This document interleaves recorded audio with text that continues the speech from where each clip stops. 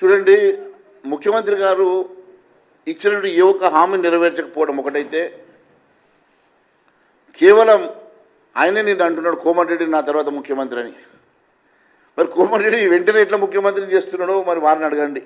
అంటే వారికి కూడా అర్థమైనట్టున్నది, జూలై 24 తారీఖు చేసి ఏమన్నా అవుతుందేమో, నా తర్వాత ఎవరో ఒక ముఖ్యమంత్రిని ఇక్కడ పెట్టుకొని పోవాలా, కాబట్టి నా తర్వాత ముఖ్యమంత్రి అని చెప్పేసి ఇప్పుడు అనౌన్స్ చేస్తుండంటే ఆయనకు పూర్తిగా విశ్వాసం వచ్చింది. ఓటుకునేటు కేసులు బయటకు వచ్చే సమస్య లేదు, ఖచ్చితంగా జూలై 24కి సుప్రీంకోర్టు తీర్పు ప్రకారం మరి జైలుకు పోతే ఇక్కడ ముఖ్యమంత్రిని నా మనిషిని పెట్టుకోవాలని చెప్పి మరి కోమటిరెడ్డి పేరు చెప్తున్నాడో ఇట్లనో. ఇప్పుడు ఎవరినో కొన్నది చెప్పాలి కదా పేరు. ఇప్పుడు ఆయన మనిషి అంటే ఎవరు, ఈయన పేరు ఎవరు చెప్పినా కూడా మరి కాంగ్రెస్ హైకమాండ్ ఎవరిని నిర్ణయిస్తుందో కాంగ్రెస్ హైకమాండ్ చేతిలో ఉంటుంది. ఇప్పుడు ఎవరిని ఏ ఊరికి పోతే ఆ ఊరిని ముఖ్యమంత్రి అంటాడు. ఇలా పాప కోమటిరెడ్డి ఒక్కన్నాడు అంటే అది నమ్మకమా? ఎంతమందికి ఎట్లా చెప్పిండో, ఆగస్టులో నేను దిగిపోతే నా తర్వాత నువ్వని ఎంతమందితో అన్నాడు.